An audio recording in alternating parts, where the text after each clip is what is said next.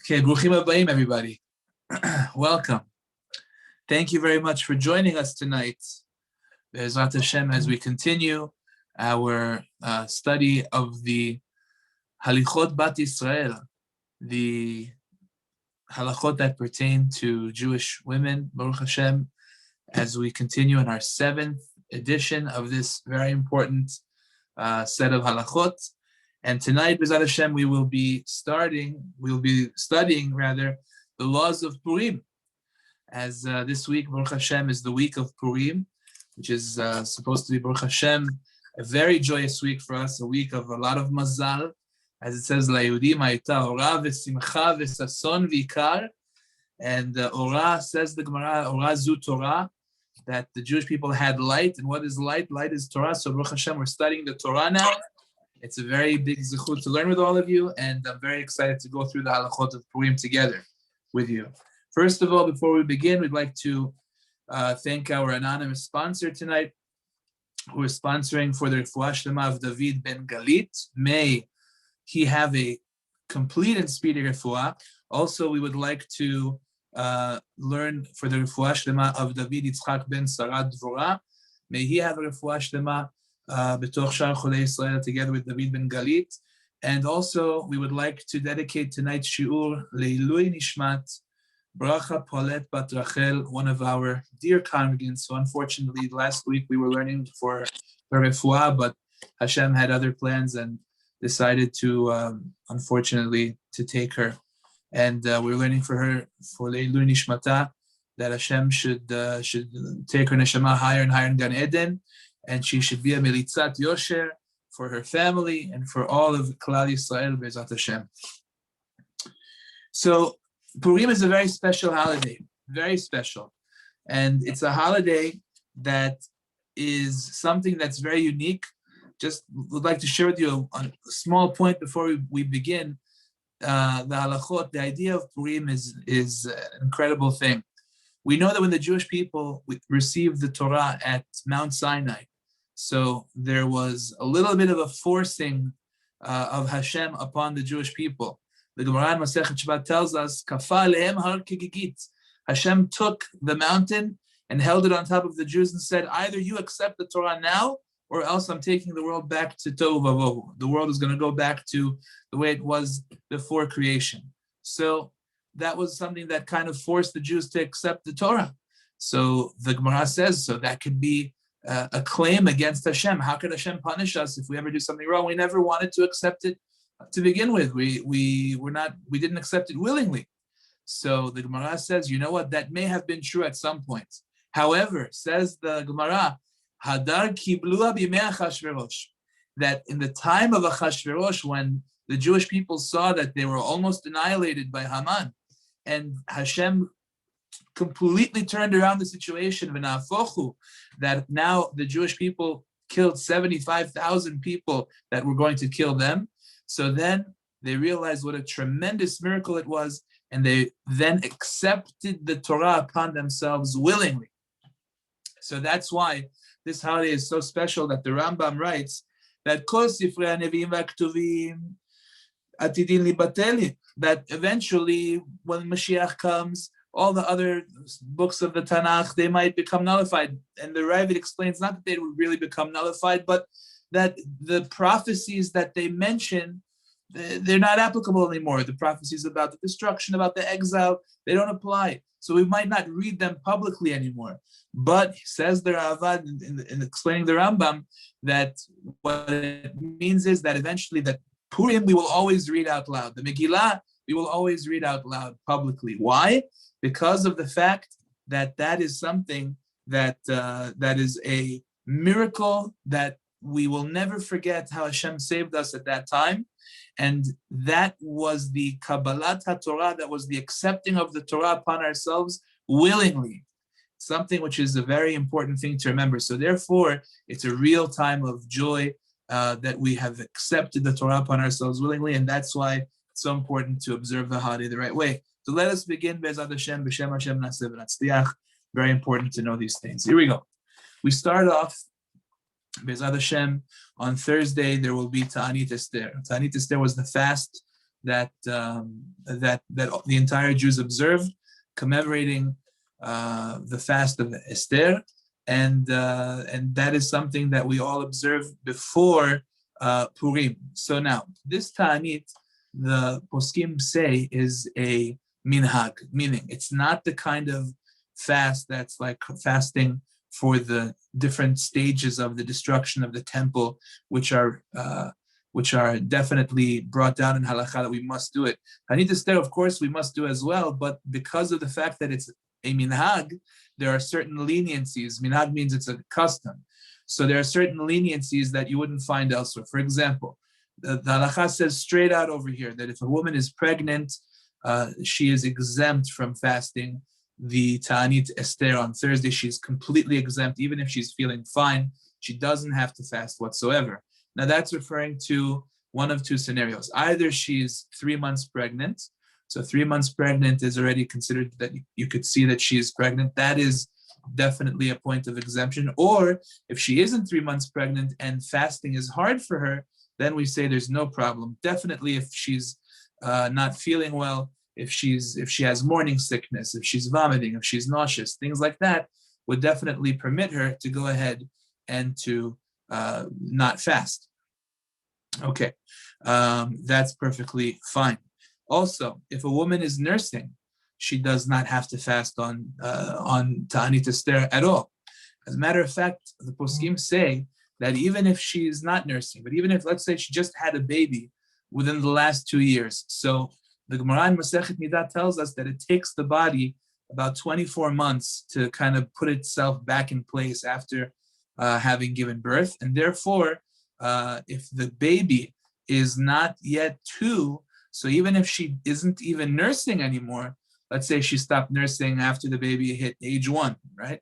So then she still doesn't have to fast Ta'anit Esther because the baby is not yet 2 years old. So that's an important exemption as well. If, like I said, if she's feeling weak, something like that, she's exempt from the fast as long as her children are under 2. If the woman's children are already over 2, so then, and she's not nursing, right? So then she doesn't have that exemption. She should fast. If she's healthy and she's okay, then she should fast. We'll get into a little bit more about that shortly.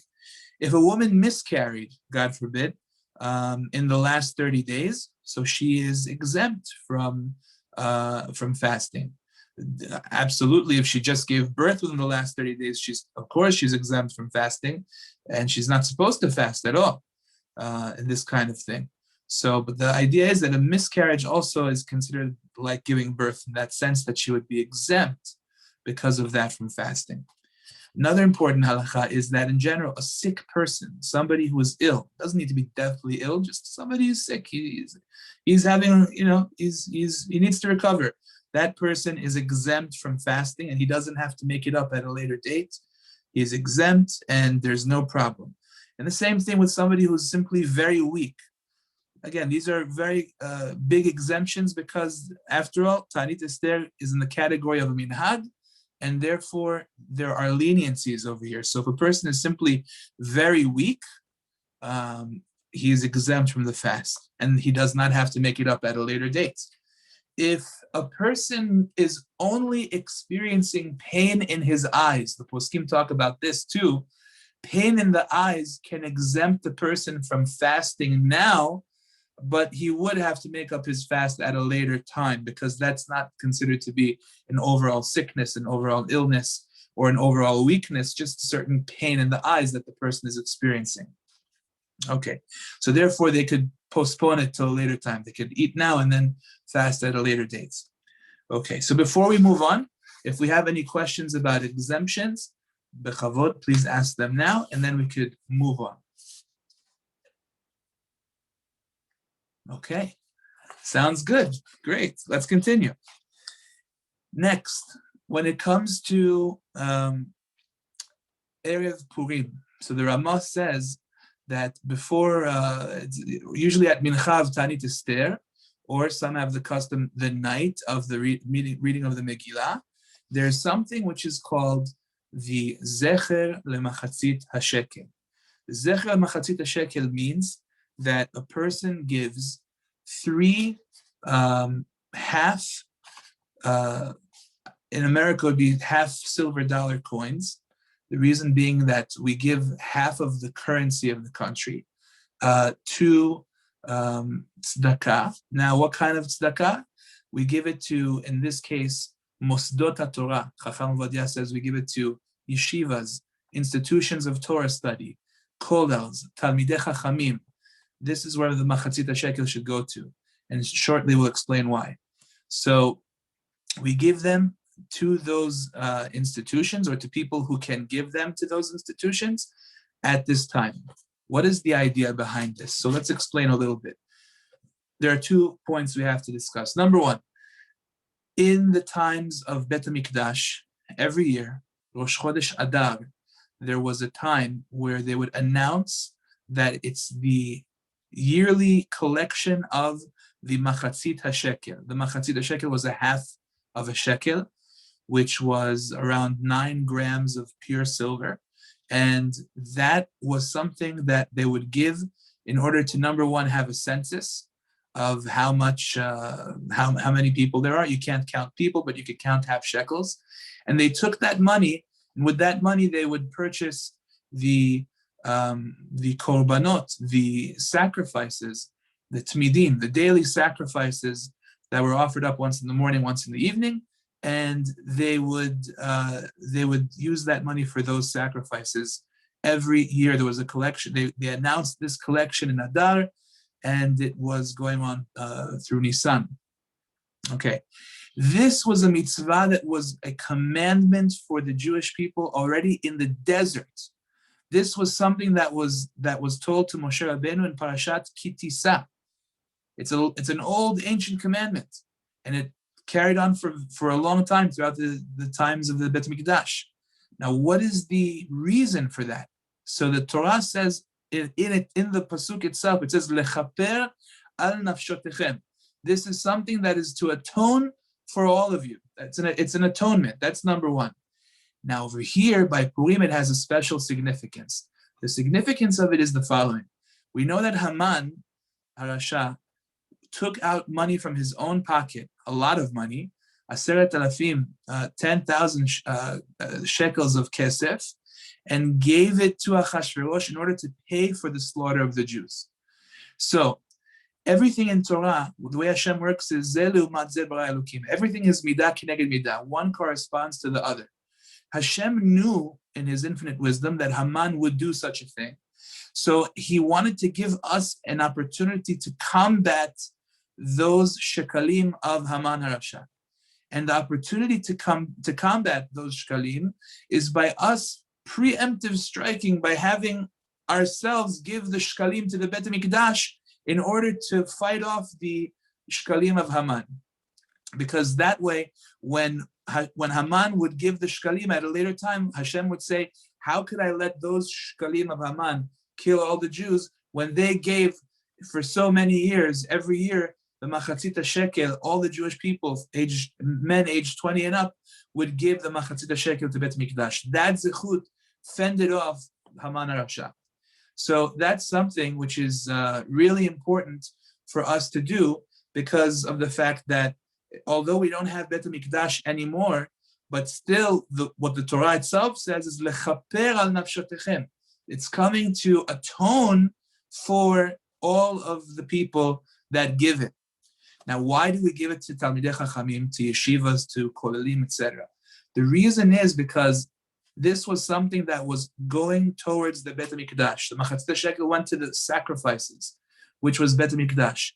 And the Gemara tells us that miyom shecharav Bet HaMikdash, from the day the Bet HaMikdash was destroyed, en lo lakadosh baruch hu be'olamo ela daled amot shel halacha bilvad. From the day that the Bet HaMikdash was destroyed, Hashem has in His world only the 4 amot of halacha, the 4 amot of Torah study.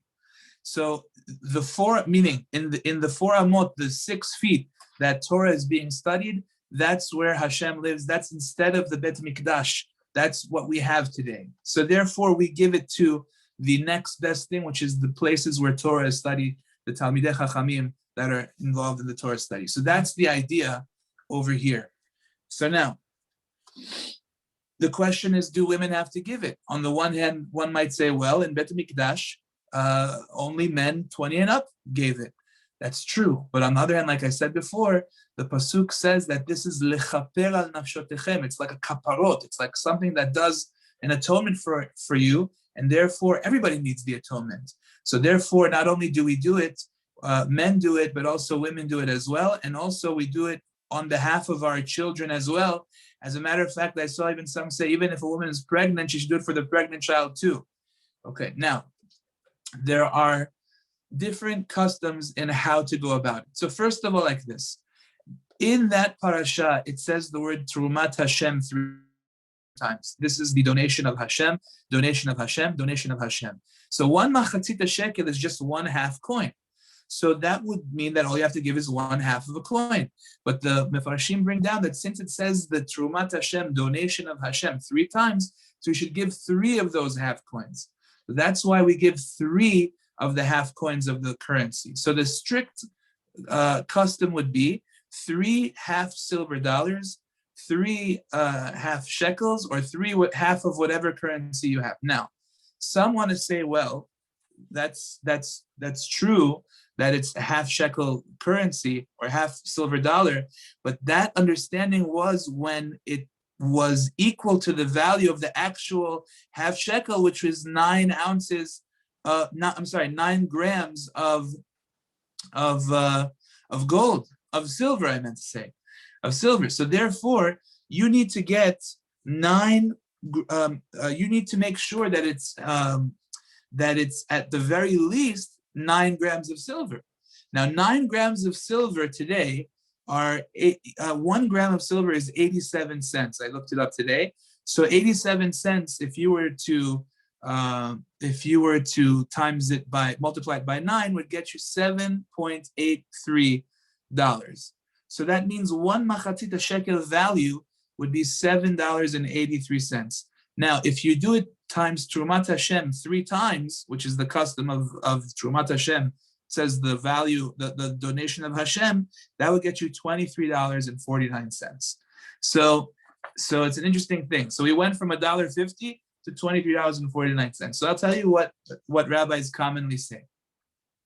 You have to give $23.49 for each person in the family. It could be quite hefty. So what they say is like this. It could be that, for one, maybe for the father, you do the full value of 9 grams of silver times 3, that for the father, and for the father or the mother, you could do it like that, or vice versa, mother, not the father. At least for one of them, do it like that.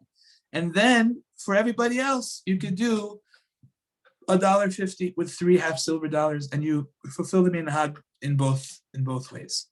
So that's something which I find that many people like to choose. That way, it doesn't come out to be a very, very expensive thing. If a person can do $23.49 for each person in the family, fantastic. Tizkul mitzvot, that's great. If not, then you have both options. The person really is struggling, technically 1 half silver dollar also is technically okay, because it is a half of the currency. Like I said, the idea of Trumat Hashem 3 times is a custom, doesn't have to be, and therefore just try to fulfill it as best as you can. But I'm just laying out the options. You have number 1, you have the option of doing a full 9 grams of silver at $7.83.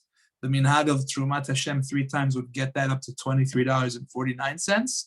If you want to do just half of the currency, 3 times Trumat Hashem is $1.50, 3 half silver dollars, or just one of them would be 1 half silver dollar. Those are all the options, and every family should do what they find best to do.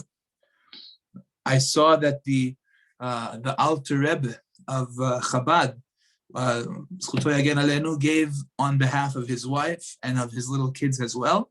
So it definitely is a custom, not only for men to do it, men above 20, but to take care of it for the entire family. Okay, very good.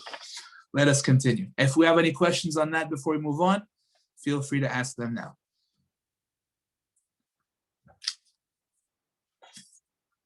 Okay, fantastic. Let's move on. Okay, so now let's get to Mikra Megillah. Mikra Megillah is the mitzvah of reading the Megillah, reading Megillat Esther. Women are equally obligated in reading Megillat Esther, just like men.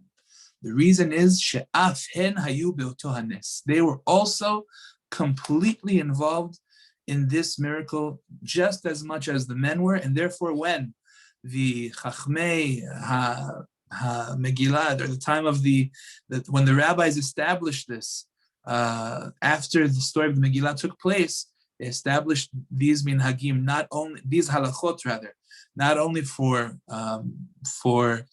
men but also for women. One explanation is because the whole miracle happened through Esther. Esther was the one who really pushed herself to save the Jewish people. So the whole miracle happened through a woman. The other explanation is that in the opposite direction, Haman wanted to kill everybody. Not only the men, he wanted to kill the women too. So we were all saved. And either way, it's something that women are equally obligated to do as well. So therefore, when the rabbis established that we read the Megillah, women have an equal obligation to read the Megillah, both at nighttime and the following day as well. It's not only one or the other. They're obligated in both of them. Now, before reading the Megillah, we know that it's the Ta'anit. It's like we said, it's Ta'anit Esther. So therefore, during Ta'anit Esther, we don't eat, obviously. That rule not to eat still applies until you hear the Megillah reading. So a person really should not eat or drink before the reading of the Megillah. He should read the Megillah first, she should read the Megillah first, and then eat or drink. Now, what happens if that's not possible?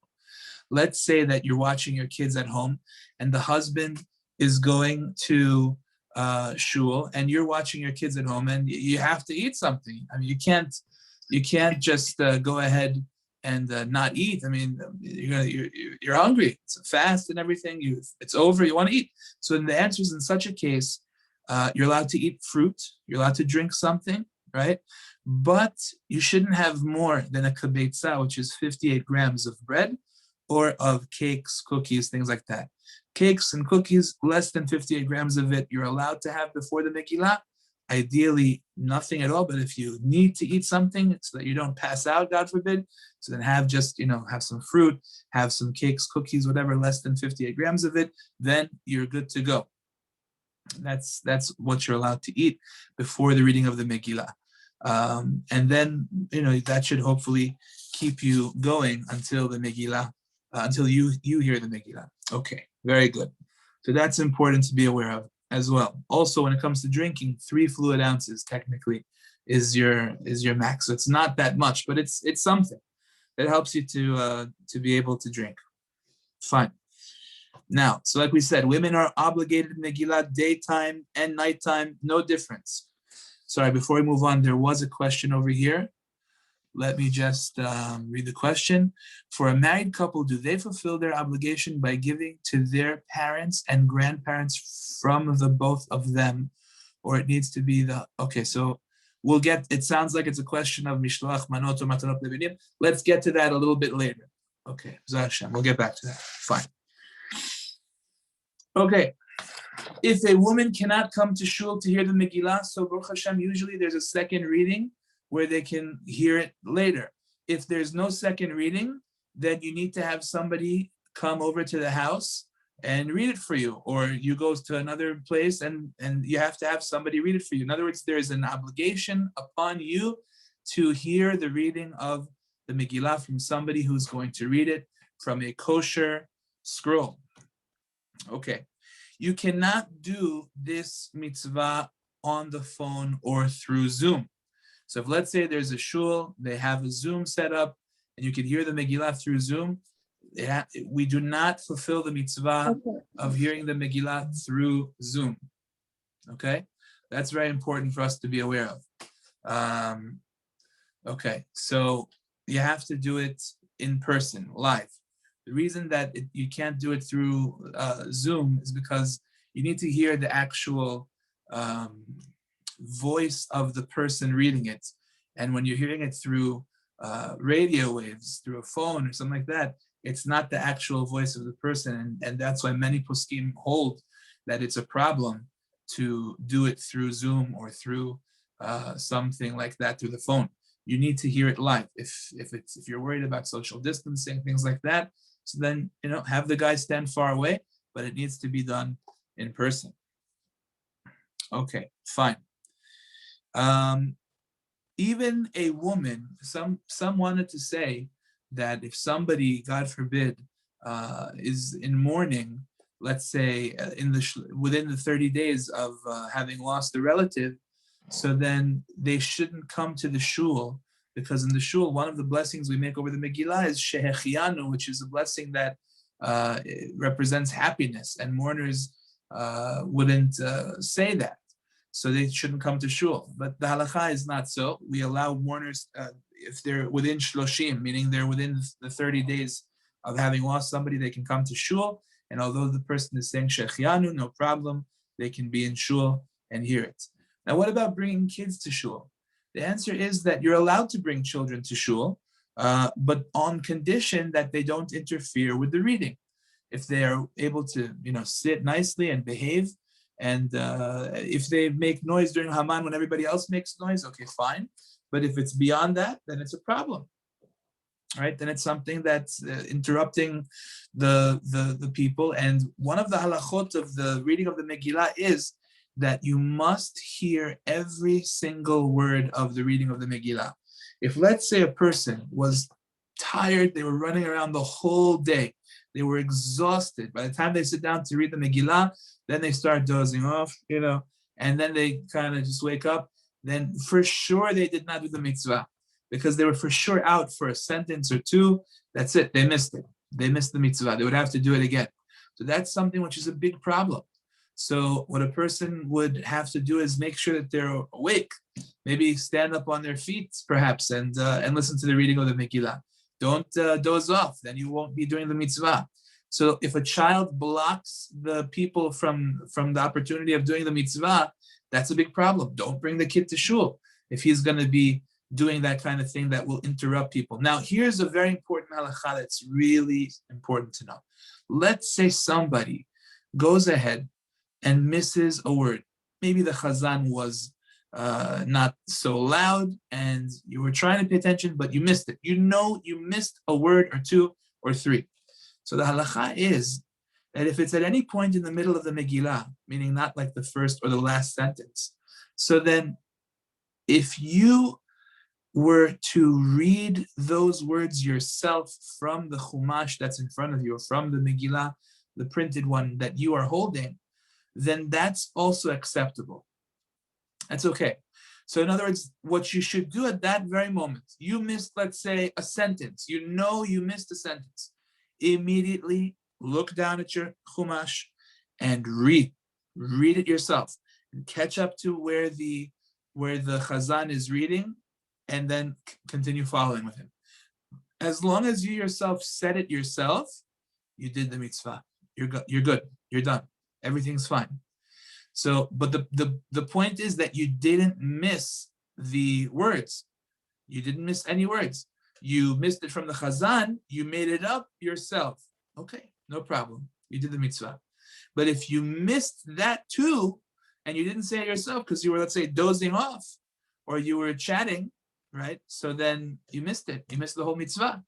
Let's say, or if God forbid, a much easier scenario, the second Megillah reading is at 9:30 a.m.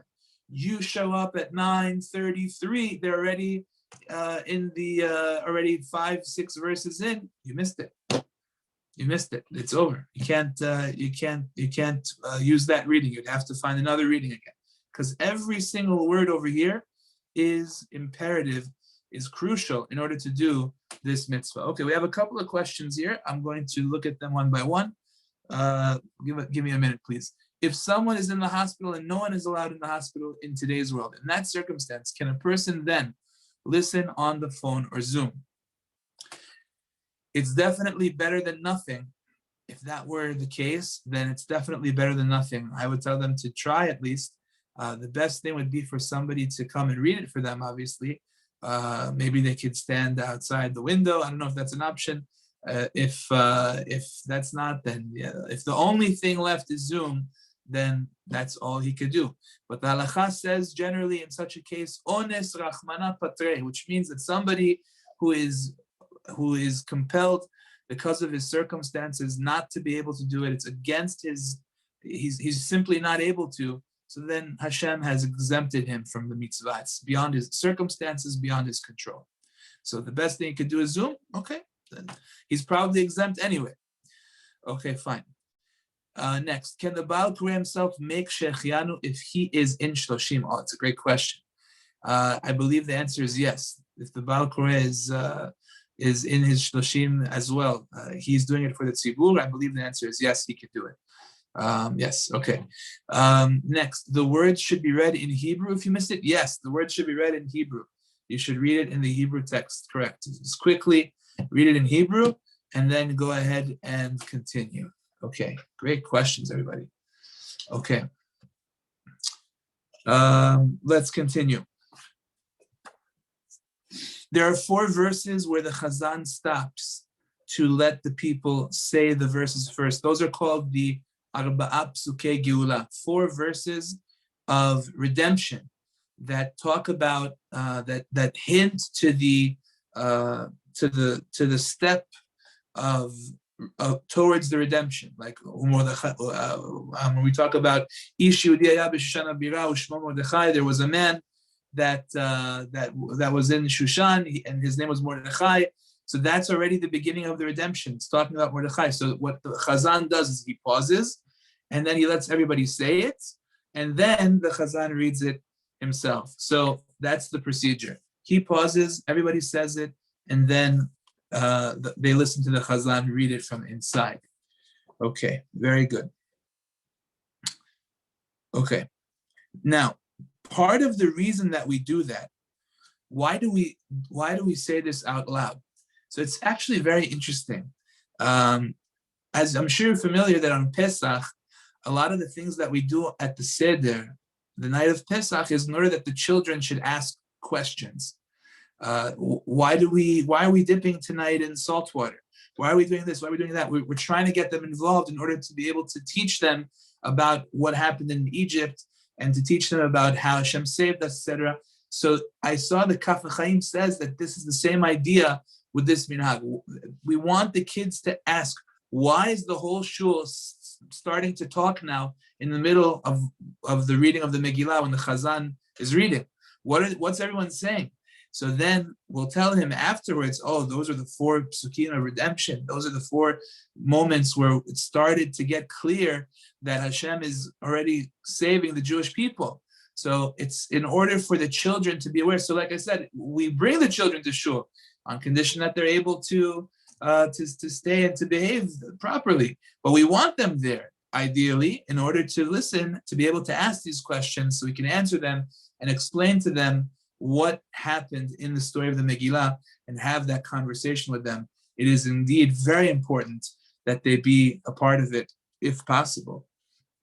Okay, now, let us continue.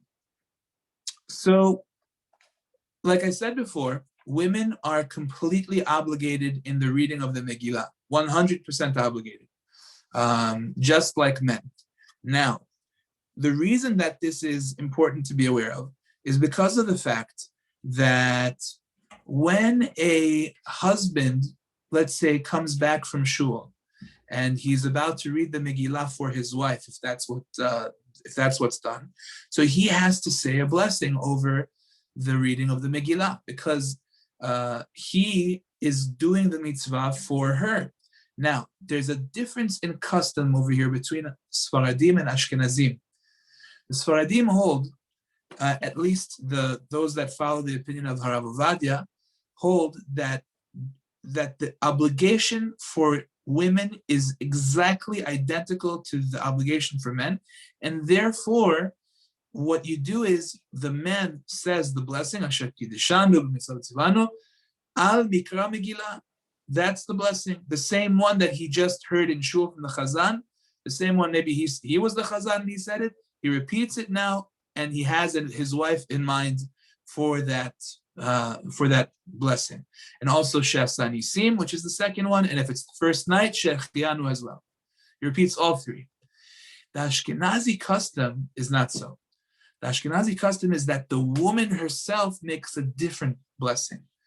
In Shul, the man says, Al Mikra Megillah. But the Ramah says that when the guy comes home and reads for his wife, or if it's a special Megillah reading for women, then the women say, Asher Kideshanu Mitzvah Tzivanu Lishmoa Mikra Megillah. So it's a different blessing.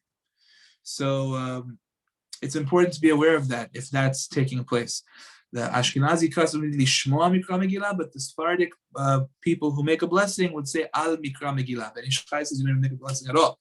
But me personally, when I do it for my wife, I do say a bracha based on this idea that she has the exact same obligation as men.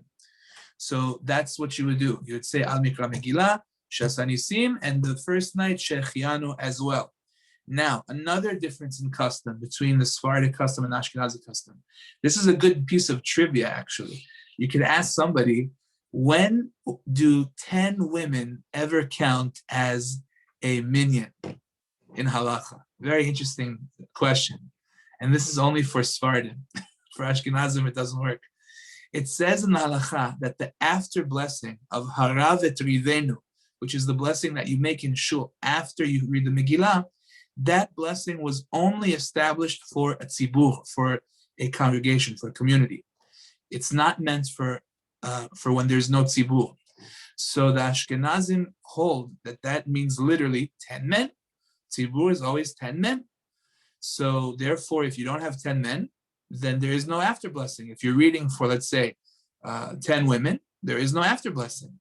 But the Sephardic poskim were of the view that over here, you don't need a minyan in the sense of men, because what it meant is tzibur, in other words, enough people that you're considered publicizing the miracle. And therefore, 10 people basically is considered publicizing the miracle. And even if it's women, you're publicizing the miracle to 10 women. So therefore, you could say harav et rivenu. A very interesting difference in custom over here. So according to the Yalkut Yosef, if you had, let's say, 10 women listening to the Mikra Megillah, then you could say afterwards harav et rivenu, that after blessing. So that's a good piece of Sephardic trivia. When would you, or halachic trivia, when would 10 women ever count for a minyan? The answer is after reading the Megillah. According to the Sephardic custom, they could say harav et rivenu. That's a very interesting point. Okay, very good. Let's continue. One of the next mitzvot of the day on Purim is the mitzvah of Mishloach Manot. Mishloach Manot is ish lere'ehu, that a person tries to forge a connection between another person and himself. I once saw a beautiful, beautiful comment from Rabbi Moshe Meir Weiss of Staten Island, Shlita. He says a beautiful thing. He says, when it comes to Mishloach Manot, this is what you should do. He says you should write down a list of all the people that you would like to give your Mishloach Manot to. Make a nice, beautiful list for yourself and write it down. He says, take a look at it. He says, and then analyze who's not on the list. He says, take your list, crumple it up, throw it in the garbage, and then give to everybody who's not on the list. He says, that's what Mishloach Manot really should be. This Mishloach Manot, the idea is, of course, it's important to show love and friendship to the people that you are already friends with. However, he says, it's particularly important to show and extend warmth and friendship to the people that you don't have what to do with, that you're not close with, that perhaps you might even have some issues with, and try to extend an olive branch. Remember that Purim, Chazal have said, many rabbis, great rabbis have said, that Purim is Yom Kippurim. It's a day that Yom Kippur is a day like Purim, meaning just like before Yom Kippur, everybody's going around trying to, say, I'm sorry to their fellow Jew, forgive me for what I did, forgive me for this, for that. And that way we forgive each other. By Purim as well, without a shadow of a doubt, It's a time for love and affection from one Jew to another, camaraderie, friendship. That's really what it's all about. If you have a bone to pick with somebody, now's the chance you could send him mishloach manot, and you can settle the whole thing, and you could give a person a very good feeling about this holiday. So of course, there's no question that a person should give mishloach manot to his fellow. No question about it, to your friends as well. However, think for yourself for a moment. Perhaps there are some people that you didn't think about that aren't on your list. Maybe they're not getting so many mishlochei manot from people. Maybe there are people that you have a little bit of an issue with, and reach out to them and give them mishlochei manot. That's really where this holiday shines, where you reach out to people that you might not have reached out to. That's a very special thing to do, because you're leaving your comfort zone. A lot of times people like to stay within their comfort zone, but people that stay within their comfort zone, they don't often go too many places. But when you push yourself beyond your comfort level, you say, no, even though that guy might not have been good to me, even though she might have said this to me, she might have said that to me, she might have done this, she might have done that, but nevertheless, I will extend an olive branch and I will go beyond the letter of the law and reach out to them and give them mishlochei manot. That is something that really is like Hashem, because Hashem many times, all the time, does that with us. We do plenty of things wrong. We mess up all the time, again and again and again. And Hashem still waits for us to come back to do teshuvah, extends us opportunity after opportunity to do what's right. That's really a beautiful thing to do. So I would encourage everybody to give those mishlochei manot. Now, the details of the halakha are as follows. You need to give 2 items of food to at least one person. That's it. 2 items of food to one person, that's all. Now, women are equally obligated. So if the man gives 2 items of food to one person, that doesn't help the lady's obligation. She has to do it on her own. You're allowed to send your husband with your mishlochei manot to give somebody, that's fine. But make sure that it's clear that that you are giving actually belongs to you. Sometimes you have to understand something in halakha. Whatever the woman produces while she's married to her husband technically belongs to the husband. It might not be the most pleasant thing to hear, but that's what the halakha says. Unless she came into the marriage already with money from her own, meaning that it was stipulated that this will remain her own property. So therefore, in order for her to do the mitzvah, it has to belong to her. So therefore, the husband needs to give something to the wife and say, okay, this is yours. And now you can give it to whoever you want. And that's your mishlochei manot. You did the mitzvah that way. Beautiful. Okay. Now, it's important to know that also from the age of bat mitzvah, from the age of bar mitzvah, the kids are also obligated in mishlochei manot. And that's a very important thing to do, to make sure to give those mishlochei manot, not to rely on the parents, but they are equally obligated as well to do that. Okay. In terms of training, you have to train them to be involved in this mitzvah once they are obligated, and definitely before they're obligated, to train them to do that as well. Okay, let's continue. Next, the mitzvah of matanot levyonim, the mitzvah of gifts to the poor. Every person has to give gifts to 2 poor people.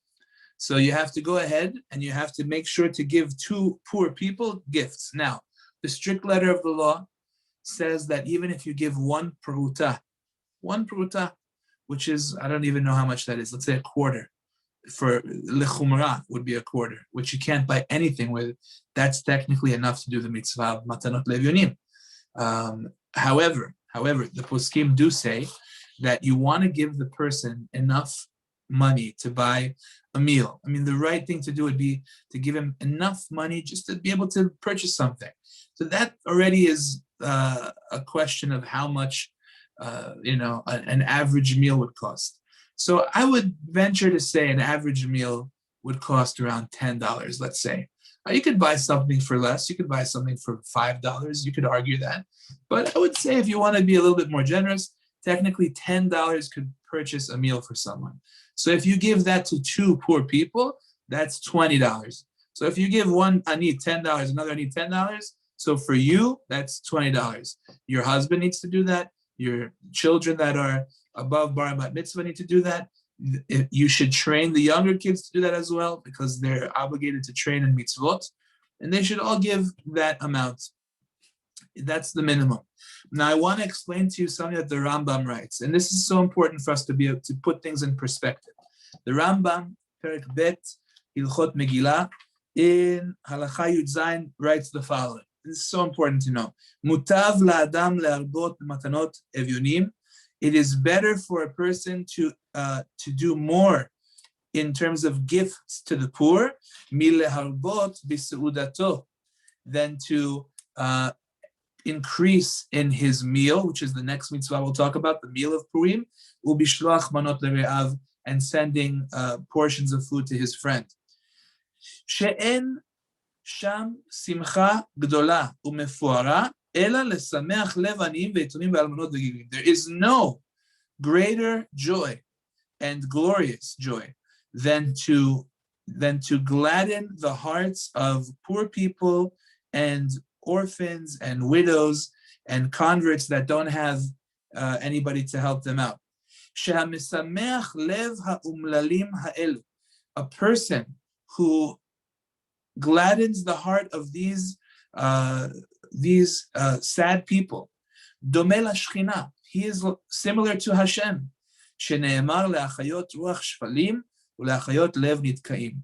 So, like Hashem, we know, gives life to the soul of the lowly, the people that feel low, and rejuvenates the hearts of the people who are depressed. That's what Hashem does. The person who lifts up the people who are depressed, that need help, that find themselves in a difficult situation, that is something that is just like Hashem. So therefore, a person should make an extra special effort. Sometimes you'll find yourself, spending $500, $600, $700 on mishlochei manot, or sometimes even more, $1,000 on mishlochei manot.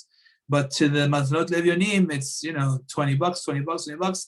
The family in total gave $120. So it's over here 1,000 and over here 120. It's a big discrepancy. Says the Rambam, it would have been much better to give the 1,000 to the matanot levyonim and the 120 to the mishlochei manot. So it's so important for us to be aware of the perspective of how important it is to gladden the heart of the ani. Now, I want to make one thing clear. When it comes to the chova, the halacha says, meaning the obligation, can you use maaser money for matanot levyonim? We know that there's a beautiful, beautiful minhag, and something which a lot of people do. Whenever they earn whatever income they earn, on the spot, they take 10% and they put it off to the side. And that's called maaser ksafim. They tithe their money. So, and the idea of that is, not all the money that Hashem gives us is for ourselves. The money that Hashem gives us, part of it is for ourselves, and part of it is a deposit, and we are supposed to be in charge of that money to distribute it to the proper causes. It's not all ours. It's like a person eating a banana. I heard this mashal from Chacham Eliezer ben David, Zecher Tzedek Livracha. He says, do you eat the banana with the peel? You don't eat the banana with the peel. You got to peel it first, and then you have the banana, right? So same thing with our income. We got to peel it first, and then we have the rest of it. So how do you peel it? You give maaser. So the question is, can you use your maaser for matanot levyonim? The answer is like this. It says the Gemara in Masechet Psachim, all over the place. It says that kol davar shebechova eno ba ela min hachulin, which means that whenever you're obligated to do something, you can't use maaser for that. It has to be something. So it has to be something which is not maaser. So if we said before the minimum obligation, let's say, for argument's sake, is $10, so then those $10 you shouldn't do. Ideally, you shouldn't use maaser money for that. However, beyond that, let's say we were talking before about instead of $10 per person, let's say you want to do, you instead of just doing the 120 for every member of your household, you want to do 1,020. So the 120, which is the obligation, that you don't use maaser money for that. But the rest of it, which is extra, that you could use maaser money for that. So that's important to be aware of. We have a few questions here. Let's stop for a moment and look at the questions. Can a sick, bedridden person read it himself or better via Zoom? If the person is able to read it himself, it's definitely better than to hear it on Zoom. No question about it. If they're able to do it, absolutely better to read it themselves from a kosher Megillah than Zoom. If they cannot, and the best thing they could do is Zoom, okay, that's the best thing they could do. They'd be exempt anyway. Okay. For Matanot Levionim, are you able to give money to the shuls/schools before Purim to give to the poor, even though the poor people might not receive it on the day of Purim? Okay, that's a big, big argument in the poskim, whether or not you can do that. Lechatchila, the answer is no. The poor people are supposed to receive it on the day of Purim. That's the right thing that should happen. Ideally, the person giving it also should give it on Purim too. But if, let's say, that's not an option and you want to give the Matanot Levionim prior to that, and then they will be given through someone else on Purim to the people that are going to receive it on Purim, then that's okay. But the condition is that they should receive it on Purim itself. That's really the condition. It should not be done if they're getting it after Purim. If that's the only thing that you can do, then do it. But that should not be the case. There are enough Baruch Hashem organizations that will be able to help to take care of this mitzvah. But like I said, if a person finds himself stuck on the day of Purim and there's nothing else to do, and there are no aniyim, so then it says just set it aside and give it to somebody after Purim. But that's not the ideal thing at all. A person should make sure that the money that he's giving is reaching the aniyim on Purim itself. Okay. Next question. Must one give to a poor person directly, or can one give to a fund specifically for giving for the poor? Absolutely, you can give it to a fund, no problem at all. Again, the stipulation is that the fund should distribute it to the aniyim on Purim itself. Okay. Can a person give maaser to their family member, like a parent, if they need it? Okay, so that's a general question. And the answer is yes. If the parent is in a situation where they need it, then absolutely the person is not obligated to pay for his parents' bills, and therefore, if a person wants to give them that, then he can use his maaser money for that. Sure. Can I fulfill my obligation by giving to my in-laws and my husband giving to my parents? Or does it need to be non-family to fulfill the obligation? Well, no, the thing is like this. It doesn't have to be non-family. It could be family, but it has to be people that are really struggling. In other words, people that do not meet their expenses. In other words, the person doesn't have a 401k with a retirement plan. He doesn't have any kind of he's just not meeting his expenses. He's not able to pay for everything he needs to pay for. That's the kind of person that you give to. So if that's a relative, that's a relative. That's what it is. Okay, fine. We have another question here. I meant for mishloach manot. Oh, okay. You can give mishlochei manot to your parents or in-laws. That would count as well. It doesn't have to be, provided that you don't live by them and eat by them and you're not being supported by them. Provided that you live differently, meaning you live separately from them. Okay, let us continue. There's a custom on Purim to wear costumes. Why do we wear costumes on Purim?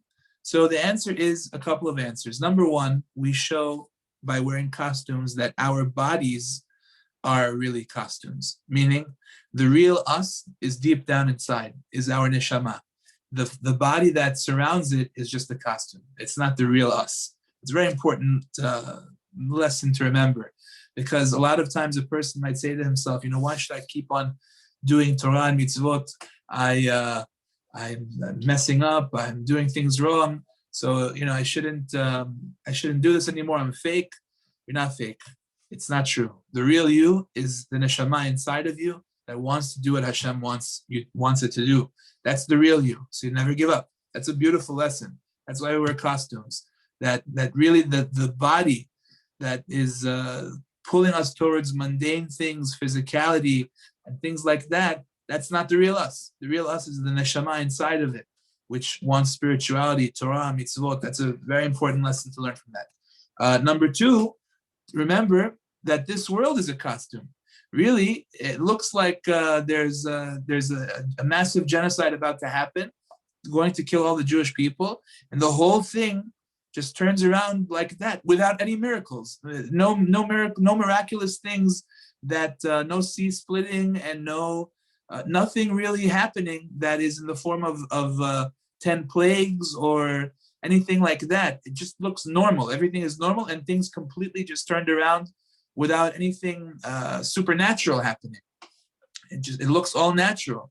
So that's a very important lesson for us to remember, that the world that we see, that it looks like everything is just running by itself, that's all a costume. It's all Hashem that's behind it all, which is why the gematria of the word hateva, which means nature in Hebrew, hateva, is also the gematria of Elokim, which means Hashem, God. Elokim is 86, Aleph, Lamed, He, Yud, Mem. Hateva is also 86, to teach you that there is no such thing as nature. Nature is Hashem. It's the same thing. It's Hashem is behind the nature. Just he's hiding, and that's why Megillat Esther, the word Esther comes from the word Hester, which means hidden. But Megillah is from Milashon legalot, to reveal. You're revealing that which is hidden. It looks like the world is running on its own, and that there's something called Mother Nature out there, which nobody has an explanation of what that means. The answer is there is no such thing. Hashem is hidden, but our job is to reveal that Hashem is there. So that's very important. However, even though costumes are a beautiful message, but at the same time, don't take it too far. Torah Kedusha says, Lo yilbash gever simlat isha. Man is not allowed to wear women's clothing, and women are not allowed to wear men's clothing. Some are lenient. Chayso Chacham Ben Zion is lenient by children, that if they want to, wear the opposite gender's clothing, it's okay by children, but more than that is not the right thing to do. Okay, couple of more points. We on Purim, like we said, we give Matanot Levinim. However, there's a very important halacha, which is the following: En medakdekim b'ma'ot shel Purim, which means that we do not investigate when it comes to giving tzedakah on Purim. All year long, a person has the right, if somebody comes over to you and stretches out his arm and says, listen, please give me money, I need this, I need that, I need whatever, you have the right to say, listen, I'm not giving you anything until I investigate. Give me some references, give me some phone numbers to call to verify, and then if I do my research and I find out that you really are in need, I will give you the money. You have the right to do that all year long. By the way, if a person chooses not to do that, that doesn't exempt the person from the obligation to give. In other words, if you have, let's say, a few dollars in your pocket, you can give the person something, right? So then the fact that you decide that you need to investigate that and you just don't have the time right now, that doesn't exempt you from giving. You should give the person, you're supposed to give the person. If you want to investigate and find out, you're entitled to. But if you choose not to, you're still supposed to give them something. That's important. That's all year long. But like I said before, if you want to investigate, you find out that you're not interested in helping this guy, okay, fine, very good. You don't have to. However, on Purim, the halacha says, En medakdekim b'ma'ot shel Purim. We do not investigate when it comes to Purim. Ela kol haposhet yad notnim lo. Whoever stretches out his hand to you and asks for money on Purim, you give him. The very important thing to realize on Purim, that anybody who asks for money, you should give him. That's what the halacha says. So be ready. If somebody comes to you, you have a few singles, you have some change, you got to give him something. Kol haposhet yad. Anybody who stretches out their hand, you give it to him in honor of this very special day, Purim. And in turn, so too, HaKadosh Baruch Hu says, just like my children are giving to anybody who asks them, so too when they ask from me on Purim, I give them as well. Kol poshet yad, anybody who stretches out his hand to me on this day, I give him too. Everything is measure for measure. So therefore, Hashem sees how we behave. Hashem says, I'll do the same for them. That's why on Purim, it's a very special and powerful day with respect to tefillah, to prayer. It's very important not to let one single prayer go to waste. Every prayer on Purim is really, really, really powerful. It's important to have kavanah in each one of them. So it's imperative. Also, Chazal required us on the days of on Purim to add in a special al hanisim. Al hanisim is to thank Hashem for the miracles that He did to us in Purim, that He saved us. So that's very important not to forget. If a person, where do we say it, by the way? We say it in Modim, when we say thank you. In the Amidah, we add it in Modim. And in Birkat HaMazon as well, we add it in Nodelecha, which is when we say thank you. If a person skipped Al Nisim, if he caught himself before he said Baruch Ata Hashem Amachazir Shechinato L'Tzion, he didn't say Hashem's name yet, but he could still say it right then and there, and then continue. He could say Modim Anachnu Lefanecha, etc., Al Nisim, Val Purkan, etc., and say it. But if he already said Hashem's name, he doesn't go back. And if he totally forgot it, it's okay. He doesn't repeat the Amidah. You don't repeat the Amidah for Al Nisim. Birkat HaMazon, same thing. The person did not yet say Baruch Ata Hashem al Haaretz v'al Hamazon, which is the second blessing. He's still before that. He can still insert Al Nisim. Still a chance. By the way, if a person in the Amidah completely forgot Al Nisim and he remembers before he took 3 steps back, then you could add it over there, Modim Anachnu Lefanecha Al Nisim v'al Purkan, etc., and then finish Yul Ratzon and then take your 3 steps back. That's important to be aware of as well. But try not to forget it. It's very special. It's only once a year, and it's something which helps out a whole lot. Okay. The last mitzvah of the day is the Seudat Purim. That is the mitzvah of having a feast, a meal in honor of Purim, like the Megillah says, Yemei Mishteh v'Simcha, that they made it into joyous days, happy days of mishteh, of drinking and simcha and rejoicing, which normally refers to basar, to meat. Now here's the issue. This year, Purim falls out on Friday. Now the halakha says something very important. You're always supposed to have an appetite before Shabbat. Okay, so you want to come into Shabbat with an appetite because that's the honor of Shabbat. It says in the Gemara that there was a particular family that made their Suda, their main meal, Friday afternoon. That's when they had a huge party every week, Friday afternoon. And it says that family got wiped out because they were disrespecting Shabbat. Because instead of doing that same thing a few hours later, Friday night, and giving the kavod to Shabbat, so they were doing it Friday afternoon and then not having any honor to Shabbat. So that was considered to be very disrespectful. They got wiped out, the Gemara tells us. So it's a very severe thing. So over here, Seudat Purim is a mitzvah during the day of Purim to have a Seudah, a meal. The problem is that if you do it too late, so then you're not going to have any appetite before Shabbat. So for that reason over here, the poskim say that this year you should have your Seudah before Chatzot, which means that you should begin your Seudah before midday, which in Great Neck comes out at 12:08 p.m. So that means that you should try and begin your Seudah like 11, 11:30, something around that time, so that by the time you're finished, you still have enough time. It's a break that you can, by nighttime, have a meal with an appetite, and that's still honor of Shabbat. But if you do it too late, then you won't have that appetite. What happens if you were running around and you were busy and you couldn't start your meal before 12:08?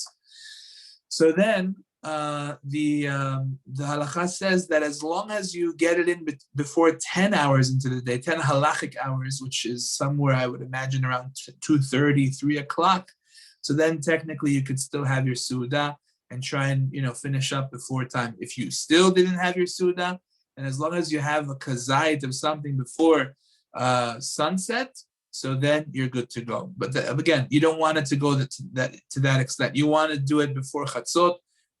Make your plan to have a meal 11, 11:30. That way, it goes till whenever it goes. you finish up at some point in the afternoon, and that's it. And that way you do the Suda in the best possible way, leaving time for Shabbat. Okay, looks like we have a couple of questions here. Is it an issue of tzniut for a woman to dress up on Purim? Isn't it attracting attention to herself? I think that would depend on perhaps what the outfit is. If it's the kind of thing that draws attention, then yes, I would imagine that's a problem. If it's the kind of thing that's just very simple and maybe not too attractive. I mean, I don't mean attractive in terms of attractive, in terms of affectionately. I mean, it's not drawing attention. So then I wouldn't imagine that it's a problem if it's not drawing people's attention. I think that's something that you have to use your good judgment on that. Okay, are we allowed to dress in costume on Shabbat, or is it not Kavod Shabbat? I would imagine that by Shabbat already you want to be out of it. You want to take go get into your Shabbat clothing and change. And definitely, people who are drinking should shower, sober up, and then go to shul and do whatever it is that they have to do for honor of Shabbat. Does the Sudanpuri meal have to be meat? The answer is that the Sudanpuri, it says brought down in Halacha, it should be meat. It's the kavod of Purim to do it with meat. If you can't, for whatever the reason may be, let's say you don't like meat, that's you should consider that. You don't have to eat meat all the time. I can understand why somebody would be lenient if they don't want it, but at the same time, it is definitely the honor of Purim to have a meat meal. So yes, normally speaking, we don't have meat at 11:30 in the morning. That's just not what we commonly do. But for something like this, it's worthwhile to make an exception, to do this very special mitzvah, which only happens once a year. And that's my plan, at least. So I can understand if somebody really doesn't like meat, then okay, that's something else. But if it's just because it's not what we normally do, so then I would say that it's worth it to make the extra effort to give the kavod to Sudat Purim, which is very special. Remember, this is Yom Kippur. Purim is Yom Kippurim, so it's Yom Kippurim is a day like Purim. So Purim is incredibly holy. It's a very special day, so we want to give it the proper kavod. We have one last question. Since it's on Friday, can it be just one meat dish to eat for the Seudah? Yes, it can be. I mean, but again, the Seudah of Purim is something which you want to give it a proper kavod. I'll read to you what it says over here. There's a beautiful book, in case you ever run by this. This is the Avat Shalom book from Chacham Yaakov Hillel. I'll read to you what he says over here. He says it is a mitzvah to make a big feast on Purim and eat meat, and one should make the meal as lavish as one can, right? One drinks wine to the point that one does not know the difference between blessed be Mordechai and cursed be Haman. That doesn't apply to women. But one eats bread. One should eat with one's family and friends, right? These are very important rules. In other words, it's something that a person should make an extra effort to do it special, to make it beautiful for Purim. That's the attitude. You do the best that you can. Okay, everybody. If that's those are the last questions, we can call it a night for tonight. I want to wish everybody a Chag Purim Sameach. May it be a Purim that brings everybody a lot of bracha, a lot of simcha, a lot of peace amongst each other, and it should be a very successful Purim for everybody. Chazakim u'bruchim. Good night, everybody. Thank you, Rabbi. Thank you. Thank you. Thank you, Purim Sameach.